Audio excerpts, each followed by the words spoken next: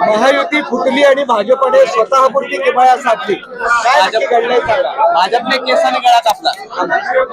Bharatiya Janata party आणि शिवसेनेची युतीची बैठक झाली.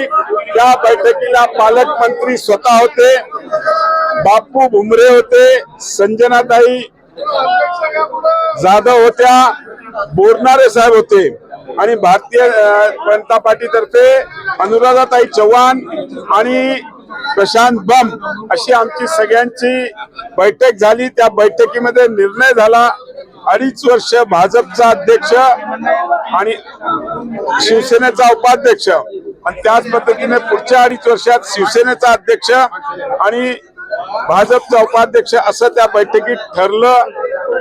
सगळं टाईप केलं, सगळं झालं. त्यानंतर अचानक काय घडलं मला माहित नाही. 3 दिवसापुढे असं माहिती पडलं की त्यांनी जे अपक्ष किंवा आमचे पुरस्कृत उमेदवार होते त्यांना फोन करून सांगत होते की आम्ही वेगळं सरकार बनवणार आहोत, तुम्ही आमच्याबरोबर या.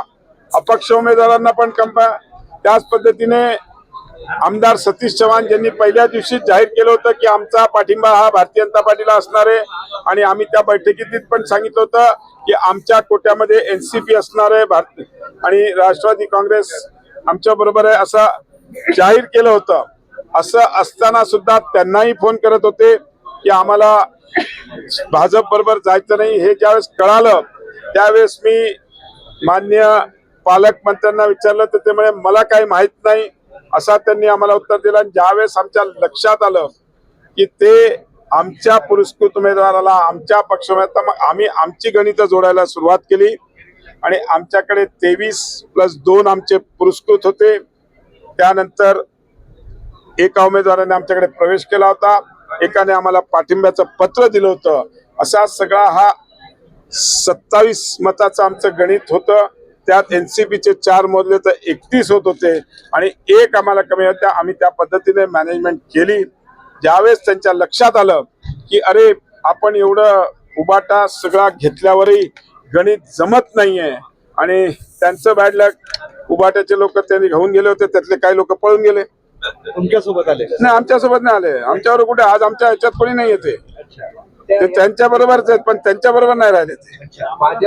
1 मिनिट मला बोलू द्या, माझं कंप्लीट करू द्या. आणि त्याच्यामुळे त्यांनी आज ह्या निवडणुकीवर बहिष्कार टाकला. मतदानाला आले नाही, यायला पाहिजे होतं.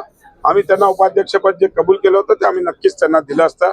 आम्ही सकाळपर्यंत त्यांची वाट बघितली, ते काय आले नाही. त्यांचा कोणाचा फोन नाही, त्यांचा कोणाचा संपर्क नाही, कारण की त्यांना सकाळपर्यंत अशी आशा होती की आपलं गणित जमलेलं आहे आणि त्या गणितात ते ओव्हर कॉन्फिडन्स मध्ये राहिले. 2 आमदारांना त्यांच्या नातेवाईकांना अध्यक्ष करायचं होतं म्हणून त्यांनी माननीय उपमुख्यमंत्र्यांना मिसगाईड केलं की आपला आकडा 37चा आहे, आपला आकडा 35चा आहे. पण तो आकडा, तो मॅजिक फिगर त्यांना गेन करता आला नाही. पण जनतेने विश्वास टाकून आम्हाला तो मॅजिक फिगर दिला म्हणून आज 32 लोक आज आमच्या बरोबर इकडे हाऊसमध्ये होते आणि 32 लोकांनी आम्हाला आज इकडे मतदान केलेलं आहे, आमच्या बाजूने हात उचललेला आहे. एकच आहे की राज्याचे मुख्यमंत्री देवेंद्र फडणवीस यांच्यावर जनतेचा विश्वास आहे, सदस्यांचा विश्वास आहे आणि त्यांनी म्हणूनच भारतीय जनता पार्टीचा आज अध्यक्ष माझं म्हणणं त्यांनी सिद्ध करावं. माझ्याकडे तर सगळे एव्हिडन्स मी तुम्हाला सांगतोय. गोव्याला कोण घेऊन गेलं, गोव्याला कोणाचे लोक होते, गोव्याला जे घेऊन गेले उभाटाला त्यांच्याबरोबर सेनेचं कोण होतं, त्यांची नावं देतो, बोर्डिंग पास देतो. मी तसा थोडा हायटेक माणूस आहे, बोर्डिंग पास प्रिंट काढून देतो मी. विश्वासघात केला नाही आम्ही कुठलाही विश्वासघात केला नाही. आम्ही सकाळपर्यंत त्यांची वाट बघत होतो. त्यांनी येऊन उपाध्यक्षाचं पदाचं आम्हाला सांगितलं असतं तर आम्ही नक्कीच राज्याच्या राजकारणावर पडतील. शिवसेना आहे अशा पद्धतीचा गरज पडली तर विधानसभा पदाचे अब्दुल सत्तारांना म्हणा तुमचं मतदारसंघ सांभाळा. 50% आम्ही तिकडे भाजप आलेली आहे. त्याच्यामुळे त्यांनी आम्हाला तुमच्या मुलाला करायचं म्हणून तुम्ही हे सगळं केलं, तुमच्या मुलाला अध्यक्ष करायचं म्हणून तुम्ही हे युती तोडायचा प्रयत्न केला, तुम्ही उभाटाच्या लोकांना उचलून नेलं. पण यात महायुती तुटली ना, इथे संभाजीनगर नाही आमच्या बरोबर एनसीपी आहे ना, आमच्या बरोबर महायुतीतला एक घटक आहे, आमच्या एक घटक गेला, चालतंय, राजकारण आहे. पण राज्यात त्याचे पडसाद दिसतील म्हणतायत, मग त्याचं काय? ते त्यांनी विचार करावा. मुख्यमंत्री एवढे सक्षम आहेत या सगळ्या गोष्टीला फेस करायला. भारतीय जनता पार्टीचा म्हणून तुम्ही हे सगळं केलं. तुमच्या मुलाला अध्यक्ष करायचं म्हणून तुम्ही हे युती तोडायचा प्रयत्न केला. तुम्ही उभाट्याच्या लोकांना उचलून नेलं. पण यात महायुती तुटली ना इथे संभाजीनगर नाही आमच्या बरोबर एनसीपी आहे ना, आमच्या बरोबर महायुतीतला एक घटक आहे, आमच्या एक घटक गेला, चालतंय, राजकारण आहे. पण राज्यात त्याचे पडसाद दिसतील म्हणतायत, मग त्याचं काय? ते त्यांनी विचार करावा. मुख्यमंत्री एवढे सक्षम आहेत या सगळ्या गोष्टीला फेस करायला. भारतीय जनता पार्टीचा त्यांनी सिद्ध करावं. मला माझ्याकडे तर सगळे एव्हिडन्स मी तुम्हाला सांगतोय. गोव्याला कोण घेऊन गेलं, गोव्याला कोणाचे लोक होते, गोव्याला जे घेऊन गेले उभाटाला त्यांच्याबरोबर सेनेचं कोण होतं, त्यांची नावं देतो, बोर्डिंग पास देतो. मी तसा थोडा हायटेक माणूस आहे. बोर्डिंग पास प्रिंट काढून देतो मी. तुम्ही विश्वासघात केला नाही असा त्यांचा आरोप आहे. आम्ही कुठलाही विश्वासघात केला नाही. आम्ही सकाळपर्यंत त्यांची वाट बघत होतो. त्यांनी येऊन उपाध्यक्षाचं पदाचं आम्हाला सांगितलं असतं तर आम्ही नक्कीच त्यांचा याचे परिणाम राज्याच्या राजकारणावर पडतील. ही शिवसेना आहे अशा पद्धतीचा इशारा गरज पडली तर विधानसभा पदाचा राजीनामे देऊ. अब्दुल सत्तारना म्हणा तुमचं मतदारसंघ सांभाळा. 50% आम्ही तिकडे भाजप आलेली आहे. त्यामुळे त्यांनी आज ह्या निवडणुकीवर बहिष्कार टाकला. मतदानाला आले नाही, यायला पाहिजे होतं.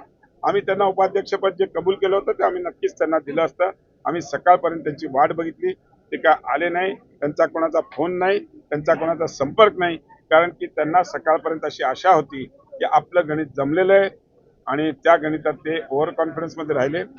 2 आमदारांना त्यांच्या नातेवाईकांना अध्यक्ष करायचं होतं म्हणून त्यांनी माननीय उपमुख्यमंत्र्यांना मिसगाईड केलं की आपला आकडा 37चा आहे, आपला आकडा 35चा आहे. पण तो आकडा, तो मॅजिक फिगर त्यांना गेन करता आला नाही. पण जनतेने विश्वास टाकून आम्हाला तो मॅजिक फिगर दिला. म्हणून आज 32 लोक आज आमच्याबरोबर इकडे हाऊसमध्ये होते आणि 32 लोकांनी आम्हाला आज इकडे मतदान केलेलं आहे. आमच्या बाजूने हात उचललेला आहे. एकच आहे की राज्याचे मुख्यमंत्री देवेंद्र फडणवीस यांच्यावर जनतेचा विश्वास आहे, सदस्यांचा विश्वास आहे आणि त्यांनी म्हणूनच भारतीय जनता पार्टीचा आज अध्यक्ष